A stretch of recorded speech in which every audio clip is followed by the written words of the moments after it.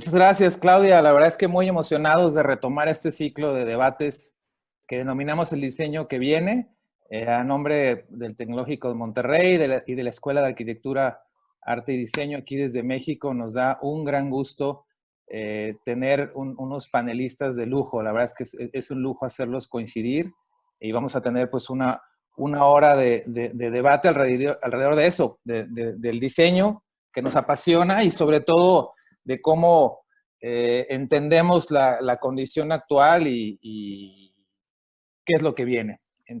Me gustaría agradecer a todos los que se están conectando, algunos directamente aquí en la liga de Zoom, pero estamos transmitiendo también a través de las redes y con eso pues se suman varios cientos de escuchas. Muchas gracias.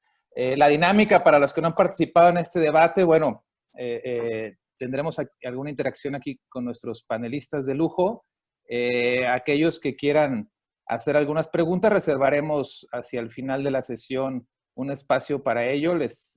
Pueden usar el chat que tenemos aquí directamente en el Zoom, o si están conectados en las redes también enviar sus preguntas y Claudia nos ayudarás, ¿verdad? Hacia el final a lanzar algunas para complementar el debate. Así que bienvenida a las preguntas que iremos sumando mientras dialogamos.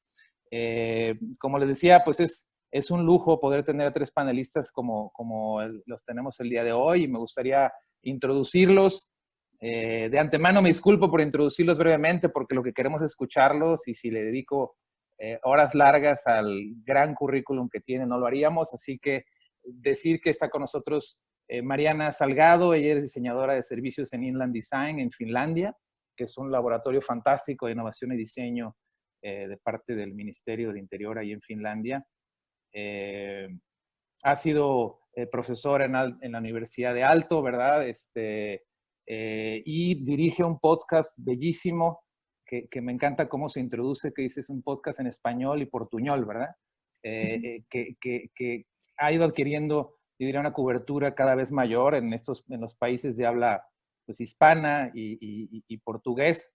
Además, recientemente tuve el honor que invitar ahí a platicar. También aprovecho para agradecer.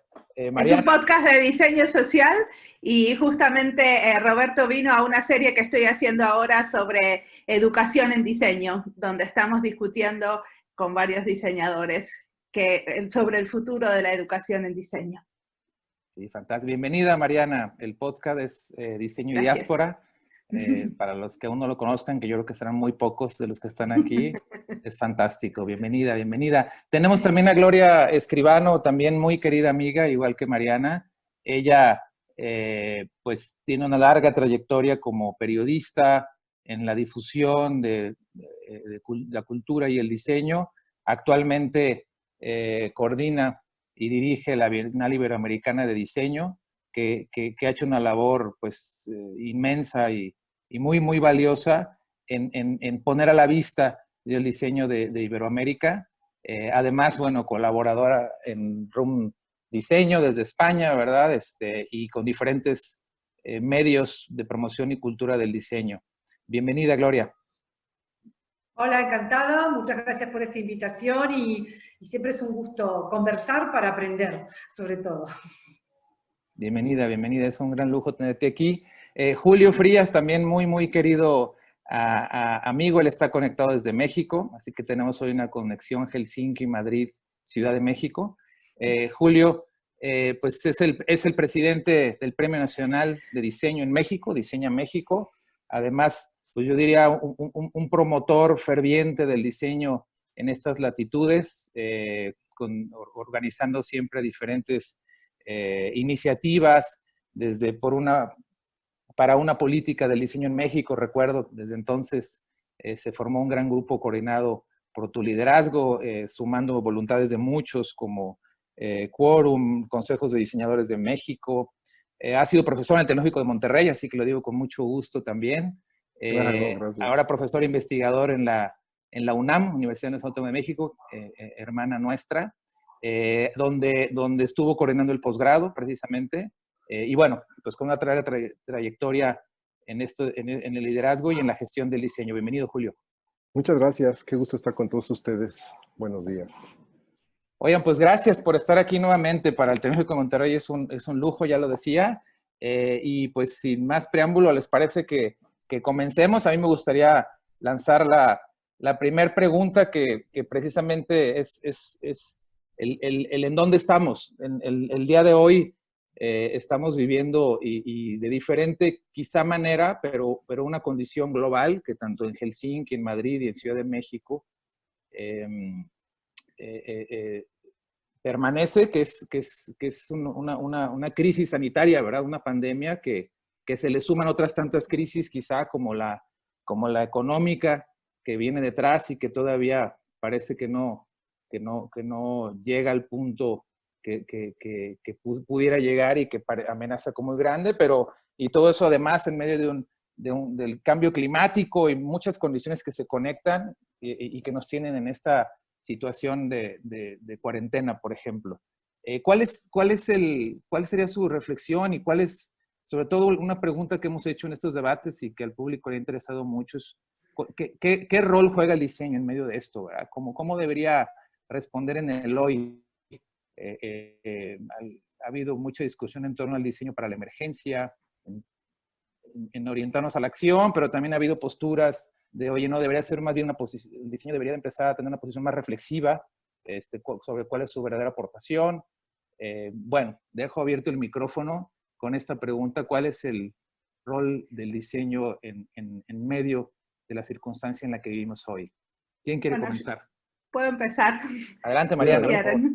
Una de las cuestiones me parece que tendríamos que estar trabajando es cómo consolidar el matrimonio del diseño y la ciencia, que en este momento donde hay muchas habladurías de lo que es la pandemia y lo que no es, necesitamos usar el diseño, nuestras maneras de hacer y pensar el mundo para ayudar a los científicos y para ayudar a elevar el debate de nuestra sociedad sobre lo que hay que hacer, cómo hay que hacerlo y cómo podemos investigar sobre lo que necesitamos. Entonces, parte del diseño durante la pandemia y el post-pandemia para mí es esto de consolidar la relación del diseño y la ciencia. Por lo menos no sé cómo es en México, pero en Argentina, por ejemplo, hay muchos problemas con demostraciones de gente que no cree que es bueno las medidas que está tomando el gobierno de distancia social, de gente que no está como realmente entendiendo el mensaje de los científicos y qué es lo que está pasando y cuáles son las medidas que hay que tomar. Entonces a mí me parece que nosotros los diseñadores ahí en apoyar esa comunicación y en entender cómo se puede investigar más y de otras maneras, podríamos tener un rol. Sí, gracias, Mariana. Gloria, adelante. No, totalmente de acuerdo. Y hablar, yo creo que el diseño tiene que ser cada vez más transversal, ¿no? Nosotros podemos decir que tenemos categorías, incluso la Bienal de Diseño, ¿no?, con la que nosotros trabajamos y a la que represento, hablamos de producto, moda, digital, gráfico, servicios, diseños transversales, pero en realidad también tiene que existir cada vez más ese diálogo entre disciplinas. El diseñador tiene que empezar a trabajar cada vez menos solo y dialogar con otros iguales de su propia profesión, pero fundamentalmente con las otras disciplinas. Tenemos que dar ese apoyo y complementarnos, porque muchas veces un investigador necesita el diseño que lo apuntale y el diseñador necesita esa investigación del otro lado, ¿no? Nosotros llevamos justamente una convocatoria, investigación y diseño, I+D, para fomentar esas sinergias, apoyadas por una institución privada o estatal, una empresa o la propia academia. Y yo creo que ese es el camino, actuar colectivamente. Mira, yo al menos lo que veo en el caso de México, de la Ciudad de México, es que a pesar de todo esto veo buenas oportunidades, grandes oportunidades. Esta pandemia que estamos pasando hizo evidente algo que ya sabíamos, pero lo hizo evidente, que es una dependencia tecnológica.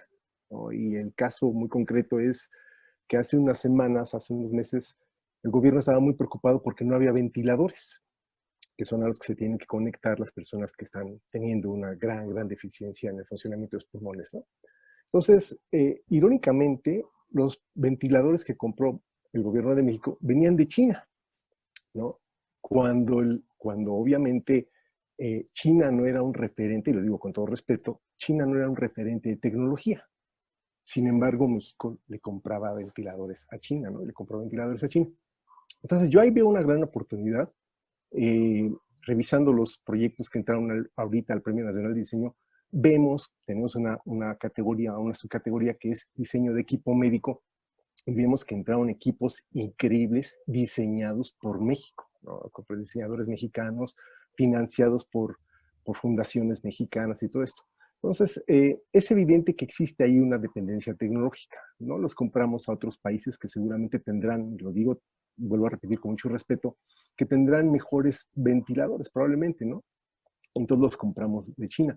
Pero yo ahí veo una gran oportunidad, porque ahí veo que hace falta muchísima vinculación del diseño, como ya lo mencionaron, con otras disciplinas, en este caso con ciencias y tecnología, para poder generar productos mexicanos que puedan dar respuesta a este tipo de problemática, ¿no? Entonces yo ahí veo una muy buena oportunidad para que aquellos diseñadores que quieran irse hacia emprendimiento puedan desarrollar estos y otros productos, ¿no?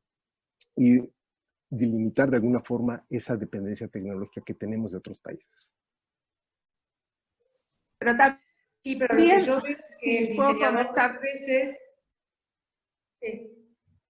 que trabaja de manera muy individual y que en ese sentido, ¿qué importancia toman hoy en día justamente las instituciones, ¿no? Los marcos institucionales para reconocer ese papel del diseño, darle una oportunidad, apoyar a los diseñadores, contar con ellos, porque se requieren esas infraestructuras, ¿no? Técnicas, científicas, que apoyen esa labor más solitaria o individual del diseñador, ¿no? O sea, los centros de promoción del diseño, los clusters, los laboratorios, son los que tienen que estar justamente atentos a esas necesidades y contar con estos profesionales, que además son cada vez más. Vosotros que estáis desde la escuela, desde la formación, cada vez son cientos de miles los estudiantes de diseño, ¿no? Sí. Mariana, perdona. Sí, adelante, Mariana. Bueno, y también pensar cómo esto nos da una oportunidad para meternos y afianzarnos en el hacer de políticas públicas que puedan ayudar, ¿no? Como decía Julio, o sea, desde el gobierno, siendo una diseñadora del gobierno, para mí es muy importante como que se entienda como la dimensión política del diseño, y que lo que nosotros estamos haciendo es como aportando como nuevas prácticas en el hacer, y estas nuevas prácticas ante una crisis también dan como mucha flexibilidad y mucho espacio a la innovación, que es parte de lo que necesitamos, ¿no? Como más los diseñadores tradicionalmente venimos de unas disciplinas creativas, entonces para salir de estas necesitamos mucha imaginación, y creo que es algo que es parte de lo que nosotros tenemos que aportar en los nuevos ámbitos, como la creación de políticas públicas, por ejemplo. Claro. Gracias, Sí. Mariana. Oye, escucho yo que es un llamado, decías, Mariana, ahorita, a creatividad, a la innovación, pero una creatividad e innovación que colectiva, ¿verdad? Es lo que escucho, de colaboración entre instituciones. Transdisciplinaria. Transdisciplinar, donde el diseñador cada vez menos trabaja en solitario, decía Gloria, y donde estemos observando esas oportunidades, ¿verdad, Julio? Que representa esta oportunidad, ¿no? Julio, ¿querías comentar algo? Sí, no, es que mira, lo que decía Mariana me parece muy interesante. O sea, sí, efectivamente venimos de disciplinas con un sesgo muy marcado de creatividad, pero solamente a menos de que sumemos el conocimiento a nuestra creatividad, pasaremos a la innovación. Si no, nos quedaremos en un nivel meramente artesanal, meramente de oficio, pero ahí es cuando lo que me comentaba Gloria me parece muy interesante. O sea, tenemos que sumar. si y de alguna forma los diseñadores ya tienen un perfil creativo per se, pues a eso hay que sumarle otras disciplinas y otros conocimientos para sumar y multiplicar ese conocimiento y poder abordar, aquí es algo interesante, los problemas complejos a los que nos enfrentamos ahora, que son muy diferentes a los problemas que ya teníamos. Yo le llamo los problemas fósiles, aquellos problemas viejos que siempre han existido, ¿no? Que están ahí, que siguen siendo pobreza, violencia. Pero ahora le tenemos que sumar problemas nuevos, que ya no son tan nuevos, pero que ahora han tenido más atención, pues cambio climático, migraciones. Entonces, tenemos un entorno con problemas viejos, problemas fósiles, más problemas nuevos. Y esto, para solucionarlos, implica un pensamiento más sistémico y más complejo, donde el diseñador, como bien comentas tú, Roberto, pues él solo no va a poder solucionar todo esto. O sea, va a requerir de la suma de saberes de otras disciplinas para abordar esta complejidad, ¿no? Y una complejidad como la que estamos viendo que era sin precedente. O sea, una complejidad como la que estamos enfrentando que nos lleva a nuevos replanteamientos y lo que observamos ahorita pues, es un punto de quiebre en la historia de la humanidad, ¿no? ¿Cómo será visto el COVID en unos años? Pues será visto seguramente como un momento en que la humanidad tuvo que hacer un planteamiento y ver cómo habíamos llegado hasta ahí y replantear si esa llamada regreso a la normalidad es tan normal como se dice, ¿no? Yo creo que no debería ser tan normal como veníamos, porque si no vamos a llegar a un choque muy fuerte ambiental que ya se ve venir, ¿no?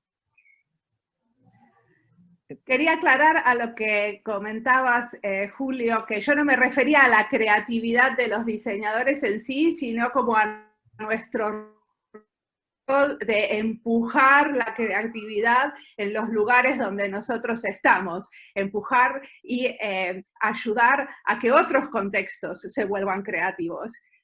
No era cuestión de que yo ahí adentro sea creativa, o yo, es cuestión de cómo hacemos esto en conjunto. Y una cosa de las que está pasando con la pandemia, que yo creo que hay que siempre mencionar, es que no solamente estamos juntos en esto de la transdisciplinaridad, sino que también estamos juntos teniendo más en cuenta a la gente en la diáspora, ¿no? Como Gloria y como yo, que la realidad de la pandemia hizo que nos puedan invitar a estos eventos con muchísima más cotidianidad y como parte de como las discusiones que antes no éramos parte de, ¿no?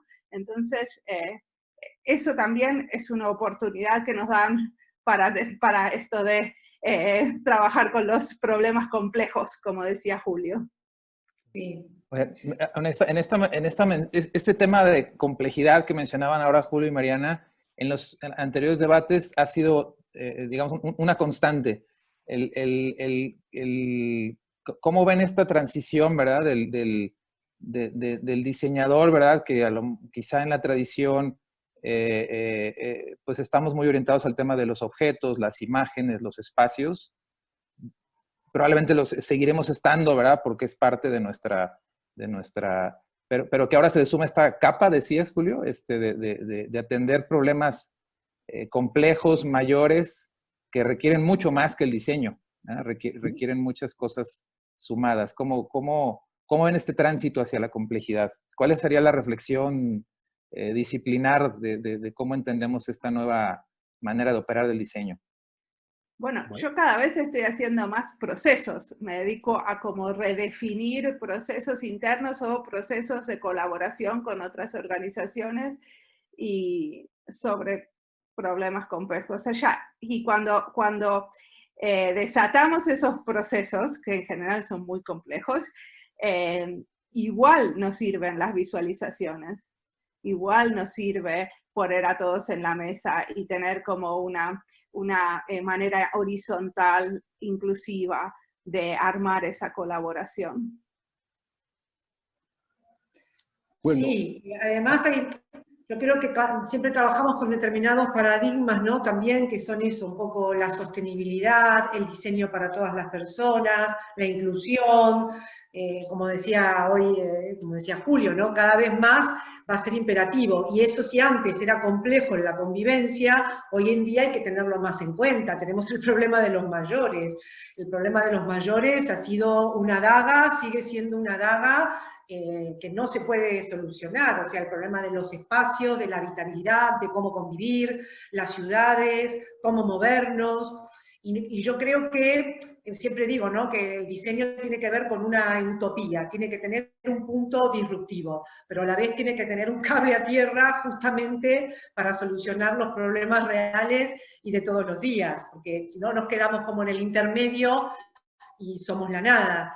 Y hoy el pensamiento diseño, ese pensamiento que es más global, es cuanto más necesario. Y por eso digo que esos compartimentos de las áreas del diseño tienen que empezar a disolverse. No significa que no se van a seguir diseñando mesas, sillas y lámparas, pero que los criterios o lo que tiene que primar tal vez sea otra, ¿no? Y que arquitectos o diseñadores de espacios, más allá de cierta usabilidad o movilidad, van a tener que pensar en otras circunstancias más acuciantes, ¿no? Hoy en día, me parece. Igual sería genial que dejemos de diseñar sillas y lámparas. Perdón, pero ya no diseñamos suficiente. Por un lado va por ahí, ¿no? Por un lado va por ahí, pero no sé, si yo me remito, no quiero ser endogámica, yo hablo tengo muy cerca el tema de la Bienal. La Bienal tiene eso, 400 y pico de proyectos y hay de todo un poco. Hay sillas, lámparas y mesas, pero también muchos proyectos que tienen que ver cómo canalizar el agua en un espacio, cómo recuperar un territorio, cómo una ciudad a través de su comunicación visual está puesta en el mapa, y esas cosas son tareas, creo yo, o sea, es un espacio que los diseñadores tienen que ganar, es un nicho y es un espacio que los diseñadores tienen que ir así. Oigan, esto último ha provocado reacciones en los espacios de discusión y el chat se puso muy activo con esa provocación. Decían, oye, que tenemos que movernos hacia una creatividad compartida, decía ahí por el chat, Lucía Ávila, va a decir los actuales a pensamiento sistémico y algunas notas a favor sobre todo las sillas, mesas, creo, entiendo, objetos, dice Inés, que no aportan valor. Bueno. Julio, querías pueden aportar emoción, que también la emoción es importante. Bueno, yo creo que es imposible quitar las sillas y hay que ver que las sillas vienen desde Mesopotamia. O sea, imagínense cuánto tiempo tiene la humanidad diseñando sillas, ¿no? Desde la Mesopotamia viene. Pero el problema no son las sillas, ¿no? El problema es cómo hacemos las sillas. Ese que es el problema. Es igual que las bolsas de plástico. Las bolsas de plástico pues, sirven para algo, pero el problema es cómo están hechas y el material que usan. O sea, necesitamos un objeto que nos permita cargar a otros objetos, o sea, no los podemos quitar, son necesarios. Pero lo que sí es importante es la forma en que nos aproximamos a eso. Y yo creo que ese es ahí donde está el punto, ¿no? Creo que ahorita, y lo han dicho la ONU, y lo ha dicho el doctor Sarucán, y lo han dicho varias personas, el doctor Mario Molina inclusive, lo que necesitamos es aprovechar este punto de equilibrio para transitar hacia algo más sustentable, ¿no? Yo lo que veo es que necesitamos trabajar más con biomateriales, con polímeros, con cosas que sustituyan a todo lo que nos ha llevado hasta donde estamos ahorita. O sea, si seguimos así, vamos a un choque fatal, ¿no? Entonces, hay que aprovechar eso y repito, o sea, no son en sí los objetos los que estén mal, y creo que muchos objetos están en nuestra vida diaria y hacen nuestra vida diaria mucho más placentera y nos ayudan a tener una mejor calidad de vida. El punto es replantearnos cómo están hechos y lo que implica hacer esos objetos, con qué materiales y con qué procesos. Y creo que aquí es muy importante ver otros materiales y aprovechar mucho la materia prima de lo que existe en cada territorio. Planteo lo siguiente. Si bien muchos de los proyectos que se hacen son rápidamente replicados en otros países, como puede ser China o otro país, que sacan rápidamente una copia del producto que se hizo en un determinado país, el que usemos los materiales endógenos, es decir, los materiales propios de eso, difícilmente los van a poder replicar, porque esos materiales no se dan en esas geografías o en esas latitudes, se dan solamente en esas latitudes. Entonces, eso ya es un diferenciador convencimiento en el mercado. Si a eso se le suma el aspecto cultural, lo que decía Gloria, el aspecto emocional, y unos, repito, procesos y materiales propios, creo que no se nos permite una diferenciación de mercado y llegar a otros mercados que difícilmente podrían copiar lo que se está haciendo. Entonces, para concluir esta parte, es replantear y ver qué es lo que estamos haciendo y cómo lo estamos haciendo y cómo podríamos hacerlo mejor y mucho más amigable con el planeta, ¿no? Bueno, uno de los temas que es como muy recurrente en el podcast, que estoy como experimentando e investigando en diálogo con otros, es el tema de la colaboración de los diseñadores con las diferentes comunidades indígenas.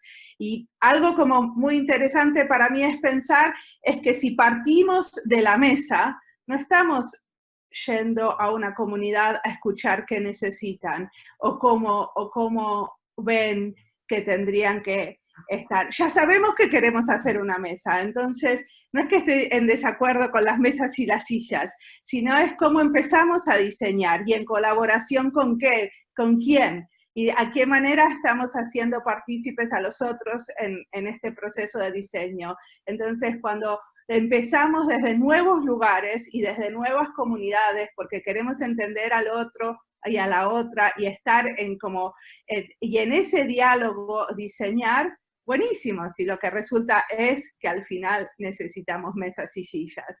Pero mirar la mesa y la silla creo que nos enceguece a no mirar otras cosas emergentes que suceden con el diseño, que nos pueden enriquecer mucho más, que es justamente esto de entender el diseño como un diseño social, donde podemos acercarnos a otros que son diferentes y que podrían como justamente enriquecer nuestras maneras y nuestra manera de mirar el mundo. Mariana, esa me parece una estupenda invitación, que es la manera en la que miramos el mundo como diseñadores. Es decir, la invitación es como ampliar la mirada, o sea, los roles del diseño y la reflexión disciplinar tendría que estar en ampliar esa mirada donde ya no solamente vemos el producto final, que estará allí, es muy necesario, dice Julio, yo coincido también, pero que vive en un contexto con unos retos tremendos de sostenibilidad que debemos asumir, ¿no? Entonces, esa mirada amplia, sistémica, compleja para atender la sostenibilidad parece el nuevo gran reto. ¿Qué opinan? Sí, claro que es un gran reto, por eso también yo apelo un poco eso a la formación, ¿no? Cuando tenemos los encuentros de enseñanza y diseño, es decir, bueno, hablamos de nuevas metodologías, nuevas herramientas, pero hay que hablar de nuevo pensamiento, ¿no? O sea, esos laboratorios universitarios, ¿por dónde van? Esas relaciones entre los estudiantes y las empresas en los años de fin de carrera, o cuando hacen sus másters o en sus prácticas, ¿por dónde van? ¿Seguimos los modelos tradicionales, repetimos lo de siempre, o ya se está inculcando otra mirada y otra posibilidad? Lo que pasa es que enmarcados en esa complejidad es difícil ese nuevo paso o esa nueva disrupción, porque salir de ese estado de confort es complicado también. Y porque la industria, el diseñador, creo que también tiene que educar, entre comillas, o formar, o convencer, o llevar su discurso a la industria para que justamente trabajen en estas nuevas líneas, me parece. Y lo veo muy laborioso. Soy optimista, pero a la vez muy escéptica también. Es un trabajo Bueno, muy grande. Yo siento eso, por lo menos como con la gente que estamos trabajando, los diseñadores trabajando en el sector público, sabemos que estamos dando nuestros pasitos de bebés y que estamos todo el tiempo tratando de explicar cuál es la contribución del diseño a este espacio y por qué hace falta diseñadores y qué es lo que podría aportar y qué es lo que no queremos aportar y qué es lo que no queremos hacer y que no me pidas por favor un logo. como explicar qué es lo que hacemos y cómo le hacemos y por qué lo hacemos, es como parte de nuestro trabajo de todos los días, para mí por lo menos. Sí, incluso nosotros cuando vamos a buscar ayudas o apoyos económicos para los proyectos, a las instituciones, a los ayuntamientos, a los ministerios o las empresas, el diseño está como colocándose todavía. Yo digo, todavía, yo hace 14 años que estoy con la Bienal y todavía tengo que explicar, como cuando empezamos con broma, qué es eso del diseño, ¿no? Y cómo podemos tener lugar en los debates, no solo entre diseñadores, sino por qué nos llaman a diseñadores a otros debates, donde a veces hay arquitectos hablando de la ciudad, o médicos hablando de sus espacios y de sus servicios. Esos son los lugares que hay que ir ganando. Claro. Yo veo esto como una autopista de dos vías, prácticamente, lo que se acaba de mencionar. Por un lado, efectivamente, son los diseñadores, no hay más, los diseñadores son los que tienen que hablar de qué es el diseño y los beneficios del diseño y el impacto que tiene el diseño. Eso en todos los ámbitos, cultural, económico, político, ¿no? Pero también los empresarios son los que tienen también que voltear a ver al diseño, ¿no? Porque competir, pareciera que no, pero todavía siguen compitiendo con costo, con calidad, como si ese fuera el plus, que efectivamente lo es. Digo, lo hemos visto en la vida ya con Gloria en Madrid y todo esto, y en México lo hemos visto, ¿no? Pero hay otras formas y hay otras formas también de hacer innovación y de ser estratégicos. Y ahí es donde el diseño es fundamental. O sea, si vemos un poco también la historia, pasó de ser un oficio a algo ya estratégico. Ese es el nuevo rol del diseño, es un rol estratégico fundamentalmente, ¿no?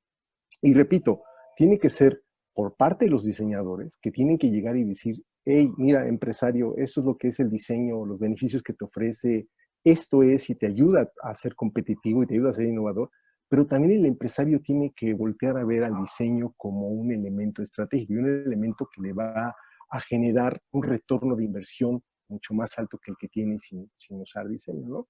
Y aquí, a ver si no... Sí, sí, sí. Y fíjese, aquí voy a meter me decía Roberto que se vale meter un poquito de pimienta y sal para detonar esto más interesante. Entonces venga, Julio, venga. Me lo estoy tomando en serio. Fíjense qué interesante. Mucha gente ahorita por la pandemia, yo he estado en contacto con muchos diseñadores y me han dicho, oye, es que el diseño se ha caído, no hay tanta demanda de diseño y todo. Sí, yo estoy seguro que es un bache, o sea, eso es inevitable, es un bache, pero estoy confiado también que hemos de salir de ese bache, seguramente como sociedad y como humanidad, ¿no? Pero lo interesante es que en el caso de México, fíjense, el INEGI, y lo he estado viendo por varios años, el INEGI dice que ahorita tenemos 5.200.000 empresas, son las empresas que hay en México, ¿no? 5.200.000 empresas. Pero por otro lado, también el INEGI te dice que tenemos 250.000 diseñadores, es decir, gente que vive de hacer diseño registrados. Si dividiéramos los 5 millones de empresas que hay en este país entre los 250.000 diseñadores, ¿saben a cuántas empresas le toca a cada diseñador? Digo, ahí pueden hacer rápido. Discúlpame, pero me estás dejando a las ONGs, a los movimientos del base y al gobierno sin diseñadores. No, espérame, todavía no acabo. Permíteme. Bueno, entonces si les toca de a 20 empresas por diseñador. Si recurrimos también a que cada empresa requiere página web, necesita logotipo, punto de venta, muchísimas cosas, empaques, folletos. La pregunta aquí es, ¿podrá un diseñador atender a 20 empresas? Entonces, fíjense, yo sí veo que que las empresas tendrán que recurrir al diseñador y los diseñadores, lo digo por todos aquellos chicos que están por salir o que ya salieron o que están a puntito de salir, que puede parecer un panorama pesimista, pero en verdad no lo es, ¿eh? En verdad no lo es. Digo, ahí veo yo muy buenas oportunidades porque habrá que reactivarse la economía. ¿Y cómo reactivas la economía? Con consumo interno. ¿Cómo reactivas el consumo interno? Pues con mejores productos. ¿Y quiénes hacen esos productos? Los diseñadores. Ahora, como dice Mariana, yo me referí a las empresas, pero todas las otras, todo el gobierno debería ser el primer comprador de diseño de su país, ¿están de acuerdo? O sea, debería ser el primero que debería exponer el ejemplo. Pero todas las ACs, todas las ONGs también requieren de diseño. Entonces, yo creo que es un mito urbano, eso de decir que no hay empleo, las empresas no. Pero repito al punto del que yo partí, esto es de una autopista de dos vías. Tendrán que ser los propios diseñadores los que van a tener que convencer del potencial y los beneficios del diseño, y tendrán que ser los empresarios con otra visión, más que de comerciantes, sino de empresarios, de emprendimiento, apostarle a la innovación y apostarle a la creatividad de los diseñadores. Yo creo que Queremos son que los... una campaña entre todos los países ponga un diseñador en su vida, en varios idiomas. Nada, Mariana, trabajamos, Julio, Roberto. Muy bien, ya tenemos un gran proyecto ahí, Ahí tenemos que bueno, sin duda ha sido parte mucho de la labor de las instituciones, inclusive hablo de las educativas, ¿no? Al mismo tiempo que formamos, el generar los espacios para que la innovación sea algo más de todos los días, y en particular la innovación guiada por diseño. Todavía somos una disciplina joven, decía algún colega, ¿verdad? Si lo comparamos con algunas disciplinas que tienen siglos, la nuestra tiene quizá pues décadas, ¿verdad? Y todavía estamos en ese proceso. Oigan, en ese sentido quisiera, Mariana, perdón. No, lo que yo quería decir es que los premios nacionales de diseño, así como donde está Julio, como donde está Mónica, las exposiciones de diseño tienen como un rol muy importante en mostrar esos espacios emergentes donde el diseño está dando los primeros pasitos, y que ahí los necesitamos, que nosotros no solamente, o sea, los que trabajamos haciendo diseño como el día a día, necesitamos que esas instituciones nos apoyen, dejando de exponer el diseño tradicional para dar cada vez más espacio a las nuevas cosas que están sucediendo en el diseño, que no están reconocidas tan abiertamente, ¿no?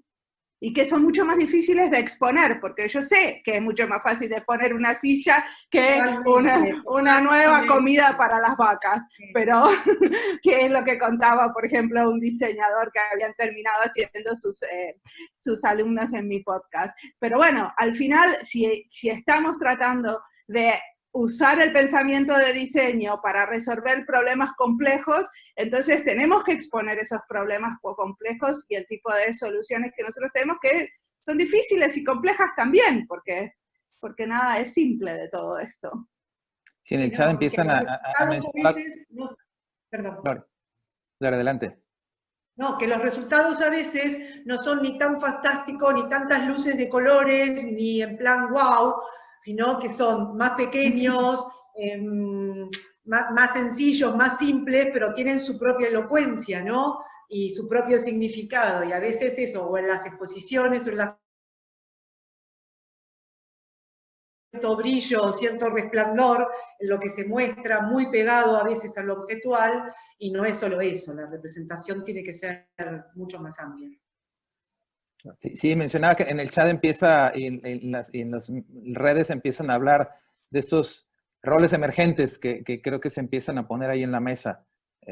Roles emergentes que algunas veces están desligadas del objetual, como decía Gloria, temas de innovación social, ¿verdad? Y que creo que en las universidades estamos muy activos en ello, ¿verdad? Cómo entendemos el diseño que aborda estos problemas complejos, o problemas que, Julio, ¿cómo les llamabas tú? Fósiles, ¿verdad? Tenemos grandes retos como el hambre, la inequidad, etcétera, etcétera, que todavía son temas urgentes a atender, y que el diseño nos debe urgir estar en ese escenario. Hablando de la emergencia, me gustaría como pasar a la última parte de la pregunta sobre el futuro, ¿verdad? La disciplina del diseño, pues decía Holt, está orientada hacia el futuro porque somos capaces de imaginar, crear y hacer que sucedan las cosas que no existen. Y en este momento de cambio donde la reflexión disciplinar sumaban ahora temas como abordar la complejidad, cambiar la mirada, roles emergentes, generar dobles vías con las organizaciones. ¿Cuál es la aportación del diseño hacia el futuro que queremos construir? Esta crisis representa una gran oportunidad para repensarnos, y en algún otro de los debates, uno de los colegas que invitamos decía, si no logramos reimaginarnos el futuro, será una oportunidad perdida esta pandemia. Digo, a mí me hacía muchísimo eco. ¿Y cuál es esa oportunidad y cuál es el futuro, y el diseño cómo puede contribuir a reconstruir los paradigmas o repensarlos o cambiarlos, ¿verdad? El futuro. Yo creo que es una exploración que vamos a hacer usando muchos de los elementos que tiene hoy en día el diseño especulativo, los escenarios a futuros, y usando ese tipo de herramientas para construir diálogos que nos hagan entender los límites de lo que se puede en cada contexto, y los límites en cuanto a lo creativo y en los límites en cuanto, ¿no?, a cómo diseñamos esas otras maneras de hacer. Para mí está ahí la carne de la cuestión, en entender en apostar a que podemos usar la imaginación y la creatividad y estos escenarios ficticios y este diseño especulativo para crear otros mundos posibles. Y sobre todo entender a quienes estamos invitando a la mesa a colaborar y hacer esos escenarios futuros. Sí, esos escenarios futuros tienen que hacerse justamente atendiendo a las necesidades de la gente, ¿no? Y propias. A mí el tema habitacional me preocupa muchísimo. Creo que ahí, bueno, están en juego eso, los arquitectos, los planificadores, los diseñadores, los ingenieros, porque creo que esta pandemia ha demostrado que eso, en determinados países donde hay muchísima población, donde la gente vive en la calle, donde viven muchos hacinados en una sola habitación, son problemas graves, ¿no? Y esto ligado a otros espacios de los cuales nosotros tenemos necesidad, como son ahora las escuelas, los hospitales. Bueno, hay una necesidad urgente de repensar esos espacios y esa cohabitación, por ejemplo, ¿no? Y que sí, que tenemos que ir por ese lado del diseñador, no solo, sino con el usuario muy apegado, muy pegado a las necesidades locales, al territorio, o sea, diseño y territorio hoy más que nunca también. Claro. Hay una frase muy buena que decía Peter Drucker, este gran ideólogo norteamericano de la gestión. Él decía que la única forma de predecir el futuro es creándolo, ¿no? Y la verdad es que la frase es buenísima, buenísima. Y también hay otra frase muy buena que dice, esta es de también un gran pensador mexicano que dice que cómo vamos a crear un mejor México si no somos capaces de imaginarlo, ¿no? La imaginación como el primer paso antes de la creación. Y aquí esto me permite ver que dos son las tendencias más fuertes que están muy marcadas y que seguramente van a seguir siendo muy empáticas y más ahorita en este momento, ¿no? Que son dos tendencias. Uno es, todo tiene que girar con la innovación, eso es un hecho, no hay vuelta, ahí todo va hacia la parte de la innovación, llámese innovación social, innovación tecnológica, innovación de cualquier tipo, disruptiva o en cualquiera de los niveles, ¿no? Pero por otro lado, la parte sustentable, esa es fundamental. Entonces, estas dos megatendencias son lo que van a marcar muchísimo del futuro inmediato. Esto ya se decía desde principios de este siglo XXI, ya se decía que esas dos tendencias, pero yo siento que se ha acentuado mucho más ahorita, ¿no? Y ahí creo que en la parte de donde viene convocado estos foros, que es de la parte del TEC de Monterrey, de una cuestión educativa, pues es algo que nuestros alumnos, o los alumnos no solamente del TEC, sino todo el país y de toda Iberoamérica, tendrán que tener muy claro que ese fundamento tecnológico, que ese fundamento de innovación, pero ese fundamento también sostenible, de un desarrollo sostenible, tienen que ser así y no hay otra opción. O sea, ya agotamos todas las otras opciones y todos los otros modelos también ya se acabaron. Entonces, los únicos modelos que quedan ahorita son estos dos, ¿no? Prácticamente, repito, estas tendencias, megatendencias que van a marcar mucho de lo que tendrá que ser el diseño a futuro. Bien decía Roberto, el diseño es una actividad prospectiva, por supuesto. O sea, lo que estamos diseñando ahorita será para que aparezca en el mercado, en la sociedad en algunos años o en algunos meses, ¿no? Bueno, entonces, regresando al punto del que yo partí al principio, es cómo ver todo esto en un enfoque sistémico, en un enfoque holístico. Ya no podemos ver las cosas aisladas, las cosas pertenecen a sistemas que de alguna forma son complejos porque tienen otros subsistemas y componentes. Entonces el diseñador tiene que pasar de tener un pensamiento de un solo objeto a un pensamiento mucho más grande, a un pensamiento holístico, porque nos damos cuenta que las cosas están interconectadas y para que funcione de la mejor manera tiene que haber una relación y eso los diseñadores, las nuevas generaciones y los diseñadores actuales tendrán que tenerlo más presente si quieren que efectivamente el diseño sea funcional. Y termino esta parte. si queremos que el diseño tenga un impacto positivo, pues tendrá que estar bien diseñado. Eso puede parecer obvio, puede parecer raro, pero en la vid lo vemos, Gloria, lo vemos en el premio. O sea, tienen que estar bien diseñados, no solamente diseñados, sino bien diseñados, ¿no? Entonces, esa parte es importantísima. Bueno, oye, interesantísimo, muchas gracias porque empezamos ya a adelantar con conclusiones y bueno, como siempre, cuando está tan rico el debate, el tiempo se va volando. Prometimos dejar un espacio para la interacción con los conectados, así que Claudia, te cedo la palabra para ver si nos ayudas con las preguntas que estamos recibiendo en el chat y en las redes para nuestros panelistas.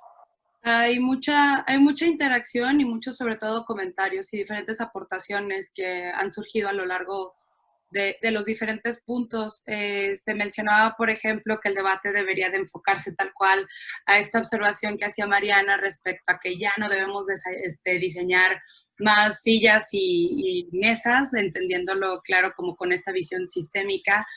Hay varias aportaciones en torno como a esta cuestión sistémica del nuevo enfoque. También también se ha mencionado la oportunidad que se detona a través de las pandemias con diferentes segmentos y cómo se abren las puertas a la innovación y a cuestionarse en nuevas áreas, ¿no? Y aquí al final, por ejemplo, hacían aportación de estos problemas complejos que también en formarse son complejos como tal. Entonces, que se comenta que cuando somos capaces de verlo, la estructura subyacente que ha permitido este problema ya lleva mucho tiempo de antemano. Entonces, la idea es cambiar de un paradigma, de un prototipo a uno de simulación, proponen por aquí. Hay una pregunta ahí. Estabas comentando, ahora en este tiempo, en los últimos meses estuvimos haciendo mucha prospección de trabajo para participar en la Bienal y surgieron muchos proyectos ligados a COVID, lógicamente, ¿no? De mascarillas, respiradores, aparatos de esterilización, etcétera. Tampoco queríamos que la Bienal se constituyera en eso, entonces lo que decidimos es incorporar algunos proyectos y otros los vamos a separar en una exposición COVID que rescate todas estas propuestas que han surgido en los distintos países iberoamericanos. Meto una cuña para decir que vamos a recibir propuestas, que estamos abiertos, pero nos llamó mucho la atención proyectos desde las universidades de Chile y de Perú que trabajaron conjuntamente justamente con departamentos de ciencia, con facultades de medicina, de ingeniería y con el gobierno para producir esta aparatología médica, ¿no? Y que eran realmente cosas muy interesantes, hechas con una energía increíble y con una rapidez, pero sobre todo la primera iniciativa tenía que ver con un diseño estratégico, un diseño de servicio y con un proceso, ¿no? Primero veamos el panorama, qué falta, qué necesita, y ahí estructuramos. Me pareció muy interesante conocer esas propuestas y esperamos poder contarlas nosotros en la vida y compartirlas. Gracias. Y aparte... Sí, Mariana. No, para mí también fue como muy importante lo que pasó con los makerspaces, que ellos estuvieron como son una red de fabricación 3D, pudieron aportar mucho en sus diferentes comunidades. Entonces, mostrar eso sería muy interesante. Sí, bueno, ya charlaremos y nos contaréis cosas para sumar. Fantástico, aprovechamos aquí para la difusión a todos los que están conectados. Es decir, en el Tecnológico de Monterrey, vimos una así tremenda activación de alumnos, profesores, investigadores, hablando de sumar ciencia, en cómo respondíamos y desarrollábamos respiradores desde aquí del país, conjuntándonos con organizaciones, pero también equipo médico, mascarillas en los espacios maker. Digo, yo creo que en todos los países hay estupendos ejemplos de ello. Buenísima la idea de la exposición, Gloria. Aprovechando eso, empiezan a llegar preguntas. Hablaban de la ciencia, decía aquí, acercar el diseño con la ciencia significa también compartir metodologías, compartir métodos. ¿Debería cambiar nuestro ADN como diseñadores? o crear equipos diversos? Eso lo comenta Inés Álvarez. Aprovecho para enviarle un saludo. Yo creo que es que uno siempre cambia un poquito y se enriquece un poquito en cada proyecto, ¿no? Si no cambiamos nuestras maneras de ver el mundo y de hacer las cosas en cada proyecto, entonces no aprendimos. Entonces, no es que vamos a imponer. Nosotros tenemos algunas maneras de hacer que sirven en algunos contextos y hay que entender para qué sirve, cómo sirve y cómo podemos contribuir a esa colaboración, ¿no? Ser humildes y también entender qué es lo que podemos aprender de ellos, que tienen métodos maravillosos, ¿no? Gracias a eso hay como mucho impacto en lo que está pasando en este momento con la pandemia, ¿no? Y pronto vamos a encontrar la vacuna. Claro. Buenísimo. Pues mira, yo creo que... Julio. No, adelante, Roberto. Oh, adelante, Julio. Iba a comentarle a Claudia que había más preguntas aquí, si nos quería mencionar alguna, pero quería sumar sobre esa, ¿verdad, Julio? Sí, es que yo creo que sí, sí hay una relación muy estrecha. Yo creo que los diseñadores tienen que saber de todo, ¿no? De todo muchísimo, pero de diseño en profundidad, ¿no? Es como una T. Un diseñador tiene que saber mucho, mucho de muchas cosas, pero profundamente sobre diseño. Eso es fundamental. Y yo creo que no es que estemos divorciados. Digo, si alguien tiene una beca al extranjero para diseño industrial, pues tendrá que ir al CONACYT. Lo que pasa es que a veces hablamos cosas con términos diferentes, ¿no? Pero si lo ven, el design thinking no es otra cosa más que el método científico.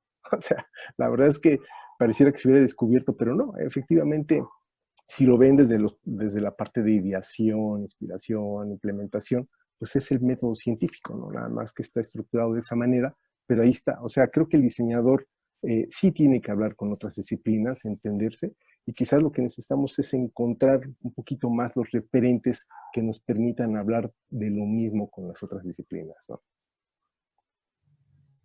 Perfecto, muchas gracias. Pues sí, están surgiendo mucha actividad y movimiento. Por aquí otra pregunta que formulan está relacionada con el futuro del diseño, pero desde la educación del diseño.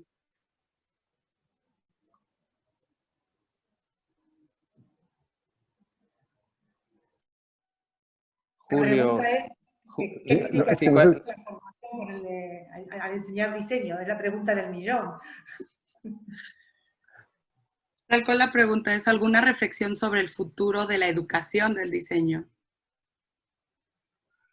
Bueno, yo creo que sí ha cambiado, ¿no? O sea, particularmente lo puedes ver en los últimos 30 años, cómo era la enseñanza del diseño y cómo es la enseñanza del diseño ahora. Muchos de ustedes conocen a Richard Buchanan, ¿no? Ese gran pensador del diseño que edita Design Issues en Estados Unidos, que lo editaba con Víctor Margolin. Bueno, Richard Buchanan, cuando vino hace unos 10, 12 años a México y tuvimos la oportunidad de platicar con él, nos presentó lo que estaba haciendo en Carnegie Mellon, que es esta gran universidad allá en Pittsburgh, en Estados Unidos.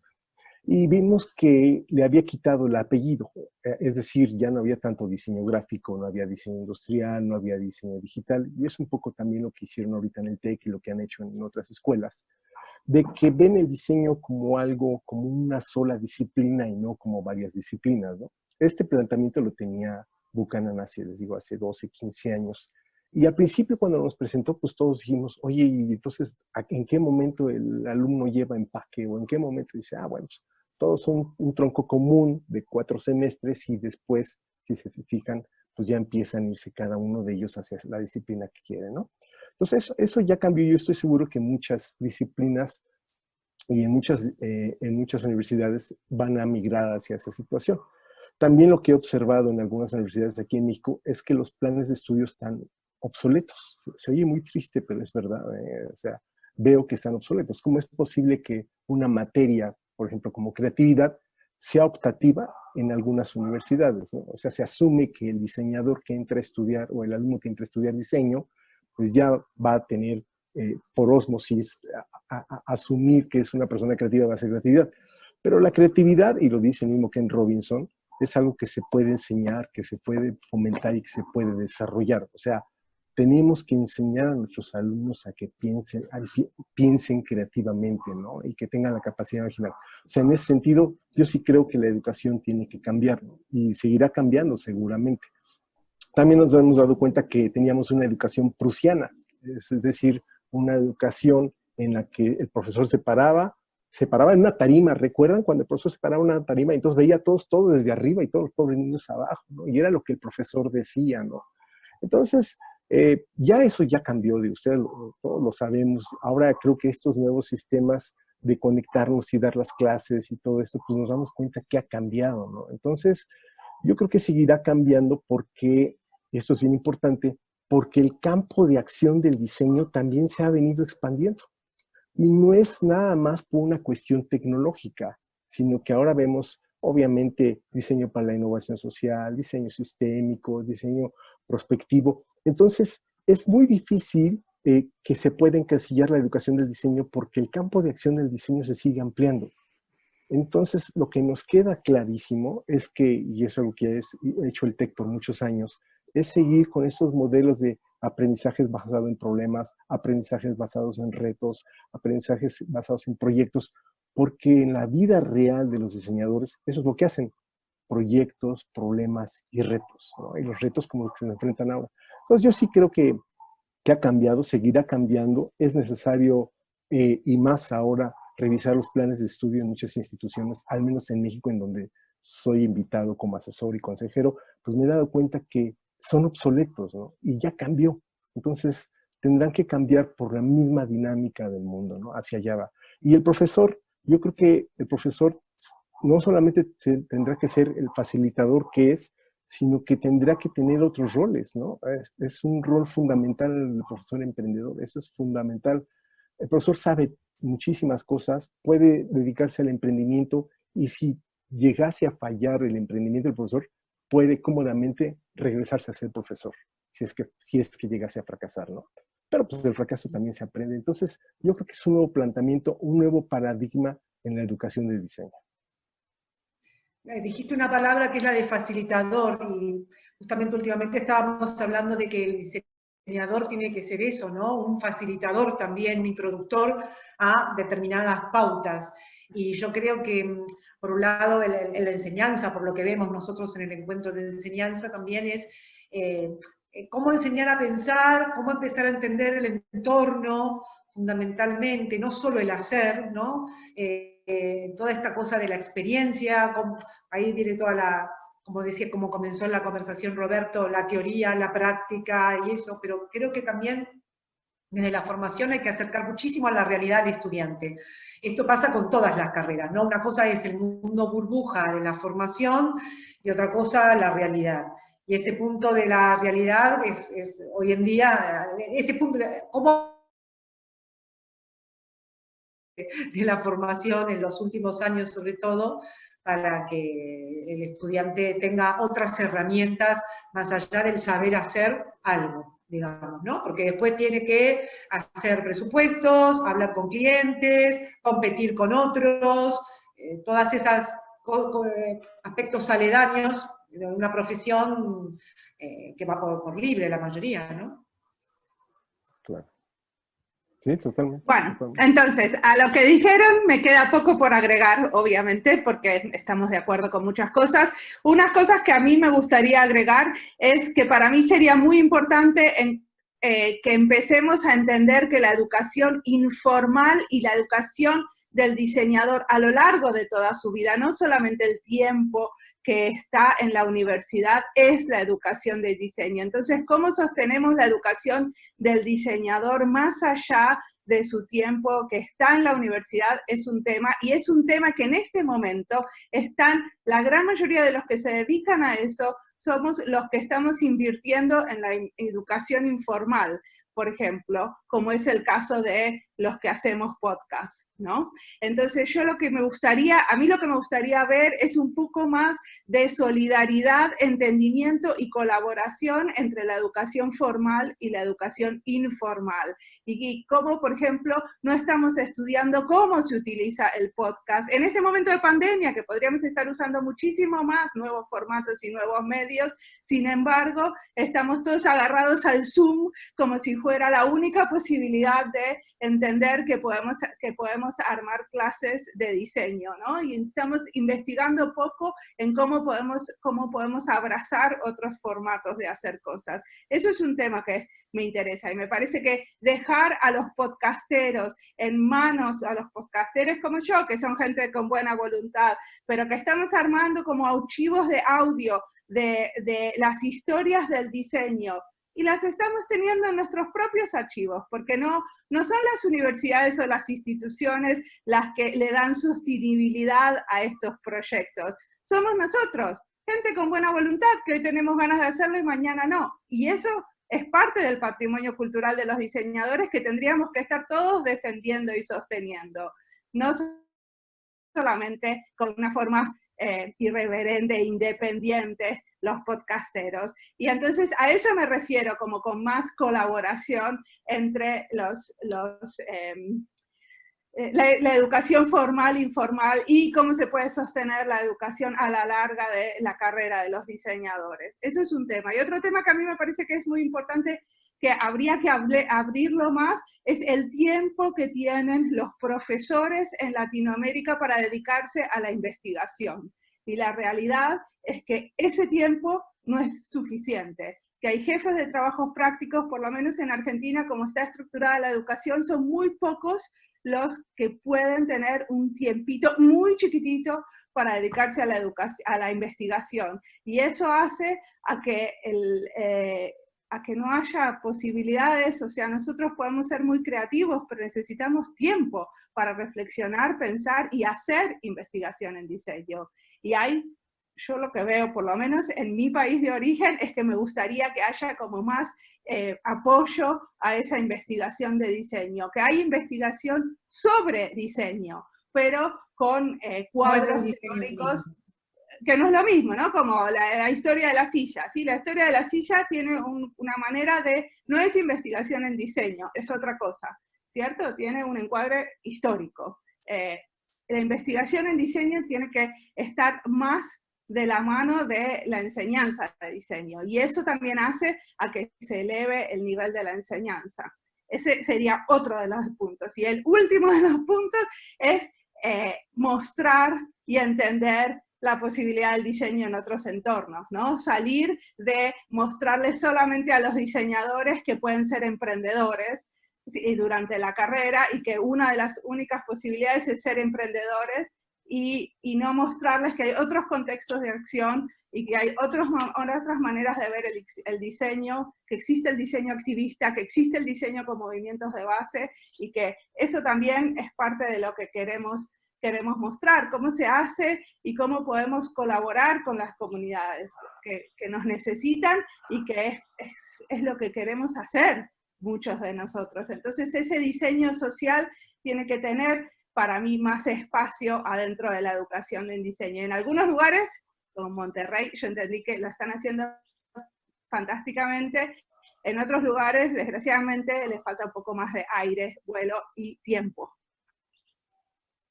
Pues muchísimas gracias. Como decía ella, el diseño activista, el diseño para el desarrollo parece que fueran excepciones en algunos espacios académicos, que se surgen a veces de los propios alumnos o de algún profesor, como una iniciativa que llama la atención, digamos, ¿no? Colorida. Yo creo que regresando a la pregunta que detonó esto de la educación, el futuro de la educación, creo que más allá de que los alumnos adquieran habilidades y conocimientos en su formación de licenciatura en diseño, el mayor reto para los académicos, para los docentes en diseño, no puedo decir en otras disciplinas, pero en diseño, es que esos alumnos aprendan a pensar como diseñadores, como verdaderos buenos diseñadores. Ese es el reto, creo yo, para nosotros los académicos. Oye, pues muchísimas gracias, y qué lindo que nos cerrara con el tema educación, que luego siempre da para otro debate completo, pero creo que gracias a los tres que lograron sentar ahí pistas, que también activaron muchísimo el chat, ¿verdad? Sobre cómo los enseñamos a pensar como buenos diseñadores, cómo entendemos los formatos que cada vez deben ser más mixtos, y cómo entendemos nuestros roles que también cada vez son más extensos y amplios. Decía también Gloria y Mariana, ¿verdad? Hablando de otros entornos muy, muy diferentes al que a veces nos enfocamos. Desafortunadamente el tiempo, decíamos, cuando el debate es así de rico, se nos termina. Muchísimas gracias. Yo quisiera, tenemos todavía algunas preguntas, prometemos recopilarlas y luego tratamos de retomarlas en otros debates y generar otros foros, pero agradecemos muchísimo a todos los que estuvieron conectados y están activos contribuyendo, porque precisamente esa es la intención que hemos tenido con esta serie de debates, el poner a la luz la construcción de las ideas alrededor del diseño, cómo lo entendemos y hacia dónde tendríamos que llevar esas reflexiones del diseño que viene. Muchísimas gracias a todos los que estuvieron conectados hoy. Agradezco a la organización, aquí a Claudia, Alejandro y al equipo del Tecnológico de Monterrey que nos apoya aquí de la Escuela de Arquitectura y Diseño a construir estos espacios.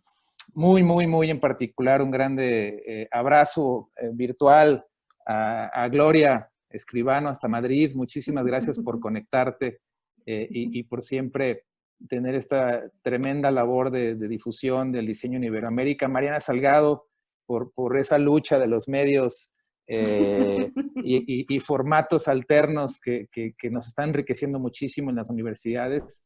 Debo decir gracias por conectarte desde Helsinki, Mariana. Julio Frías, aquí conectado un poquito desde más cerca. Muchas gracias por esa cercanía.